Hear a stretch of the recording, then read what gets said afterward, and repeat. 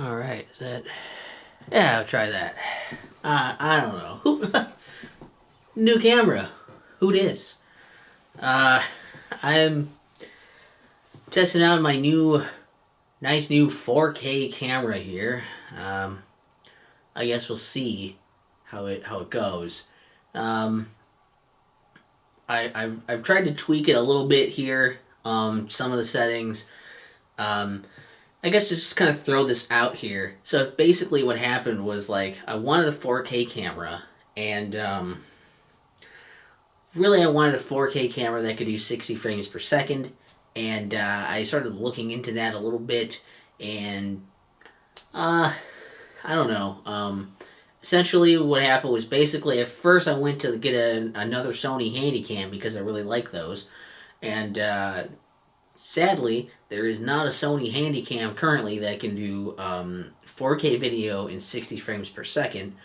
So then I did kind of a general Amazon search just to see what that would be like. And that was, I found nothing very helpful there because I guess just because the way I typed it in and whatever, tried to look for it a few different ways. It mostly kept giving me stuff that was like cheap garbage that, could do 4K video and could do 60 frames per second, just not at the same time. And they kind of deceptively tried to like not lie, but make it seem like that's maybe what it would do if you didn't read close enough. Like I wouldn't do that, I guess, but I did. So it didn't work. And I mean, I was like, well, that sucks. And then I started looking to see like recommendations for good cameras for that. And what I found was that if you for like camcorders, because I also didn't want like a still image point and shoot picture camera, because those aren't really built for video, and they're also usually pretty expensive when they can do that. I started looking and I found some good recommendations for camcorders that could do this, but those camcorders also are expensive. Most of those are like, I think the cheapest one I really saw was like $1,500 and up, and a lot of stuff that I don't really want to do or use and whatever, and I don't know. So I kind of just didn't do those because of the price thing. I was like, I don't know if I really want to spend that much on something when I don't have a monetized channel or anything, so I don't really need to go that crazy with it. Even though I'd like it, I have the computer to do 4K stuff, with the screen and everything, and the hardware and the software to do it, and I would like to do it, but I don't know if it's that worth it. So then I also found another option, which were action cams, which are, they can do really high resolutions. Some of those do like, above 4K, and they can also do very high frame rates, above 60. But the two problems are that they don't have like a little preview panel on them to like see what you're going to be shooting. You might have to do some kind of Wi-Fi thing or something, maybe, if they have that option. And also, they're like super wide angle, so like they have the weird, like, I mean, this is technically a wide angle lens too, but like those have the thing that's like such a wide angle that like you can see a ton of stuff, but you can also see the curvature of the lens. So you have like the fisheye effect, the barrel distortion going on, where stuff is like looks all bent and stuff, and it's like, well, if I find one with a really shallow, like, angle lens, maybe it'll be okay to do that for what I want to do, but I don't know how good the quality will look. They're obviously more built for, like, you can, set it up on, like, attach it to you or a vehicle or something, and then punch in on, like, the action you want to be captured, so that, the high resolution is, like, just so you can punch in on places, it'll look less distorted there when you punch in on it, and it'll still have, like, good, it doesn't lose a ton of quality by doing it because the resolution's so high, that kind of thing. But I don't do a whole lot of action-oriented things, so I sort of came back around and I ended up settling for the Sony Handycam. This one that you're looking at right now, or I guess that I'm looking at, but the footage that you're seeing is being filmed on a. Do I have a good picture on the box of it? That should come in really clear because it's 4K, right? Yeah, I don't know how well. The focus is still on auto right now, but yeah, the Sony Handycam FDR-AX53, which is again, it's 4K at 30, but my thought was, well, I'll still be able to, I don't do tons of really actiony stuff. So while I really like 60 frames per second, I love how smooth it looks. I think for a lot of the stuff that I do, doing 4K will just help see more details for stuff that isn't moving very fast anyway. That requires like, oh man, you can't even see what's going on. Like, I think it'll be fine. And also, it's like the ability. I like the ability to be able to put a mic on the top of it and like connect it through that or whatever, and so that I can just have a mic on it at all times if I want to. Right now, I'm hearing what the internal mic sounds like, so we'll see if that sounds good or not. But yeah, I have that thing up there, and I could just be like, oh yeah, yeah, that'll be cool. And I don't know. Yeah, I kind of just compromised for that thing. I was like, I think it'll still be good, and it was it's still a spendy camera, but I think I'll be happy enough with it to be able to do this stuff. It is big, it is heavy, but I think it's going to be hopefully a nice visual improvement over some things and just give you a bit more detail. Like, it's going to be way bigger file size and all that crap too, but I don't know. I'm probably going to try to, basically with this test video, this is really just testing some of the stuff. I went through all the settings and whatever, and a lot of stuff is like you can turn it on or off. There's also some settings where basically there's a lot of them that are auto, and you can do manual, but only do manual on like one thing.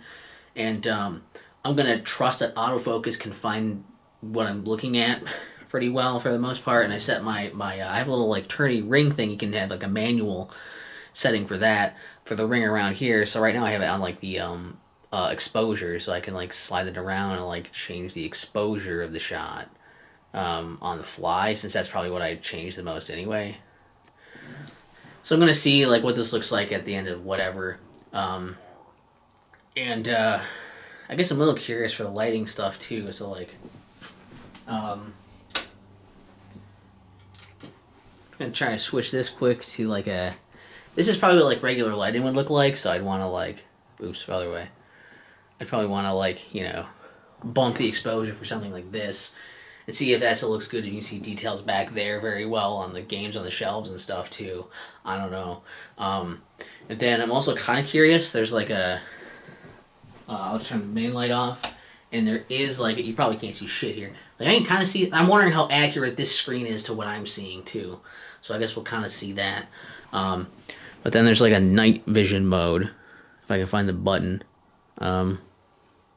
Is this one. Hopefully I don't shut it off. And it's like, oh, whoa. There's like infrared thing on it, and I don't even know where those lights are. I can't see them, but it's like, wow. Now you can like see stuff. So if I was doing something that's like super dark and I needed to see it at night or something, it's like, whoa, holy shit. Which I think if you turn lights back on, I don't know if that still looks weird. Like, will it be like, oh, weird. It does have a weird tint to it. Yeah, so I probably don't want that on right now, huh? But like, yeah. But then it's like I have the exposure thing too, so if I'm like, I'm like, oh yeah, man, look at the thing on my phone. Like, my phone's really bright, and that's pretty good. Oops. Yeah, they took off my manual. When I did that, I hit my manual button again. Boom. Yeah, it's still recording. Is it saying how much time is recorded? Oh, yeah. I wish the timer would stay up there. Do I have to touch the screen to see my timer? Yeah, but at least it has it. I'm like, oh, look at my phone or whatever, and it's like, oh, shit. I don't know if I can hit the button. I'm like, oh, man, it's on my phone, and it's like, you could, oops, other way.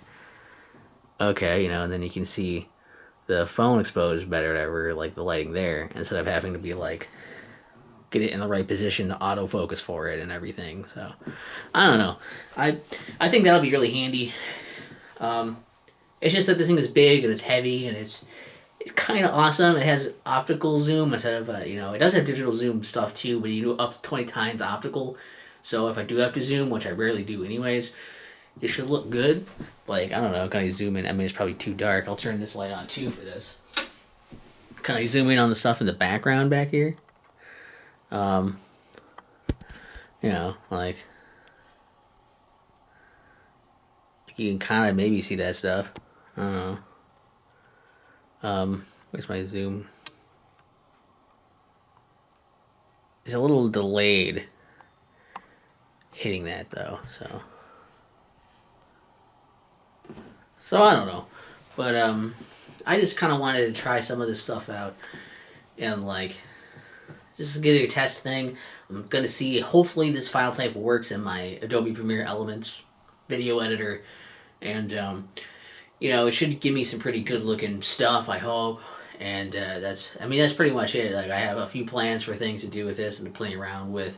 I can. There is the built-in audio thing. Did I already mention this? I only get stereo audio out of this right now, which is fine. You can get 5.1 surround audio if you record at lower quality or whatever. If you do it like bump it down a bit to like 1080, then it's fine. Then I can do 60 frames too. And I can't take pictures while it's recording in this. If I do 100 megabits per second instead of 60 megabits per second on the 4K thing, I don't usually take stills during recording either. Anyway, so it's not a big deal. I wish it wouldn't have the little icon up here so where it says I can't take a photo. That's kind of in the way. But like, I don't know. It's I think it's pretty good so far.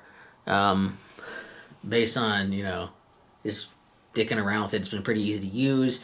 Threw a memory card in there. I think it should work fine. So hopefully everything works good and sounds good and whatever. And like I said, I can get a mic. I can play around with file, you know, format things and editing and whatever. But I'm probably going to upload this unedited just to see what this looks like directly onto there, as well as use this as a test to see if I can edit and all this other fun stuff. I don't know if talking over here sounds that much different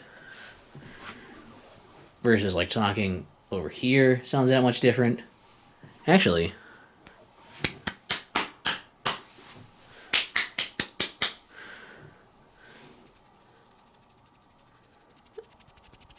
I guess there's something. There's a little mic indicator on my screen I'm looking at, so it's like, I don't know.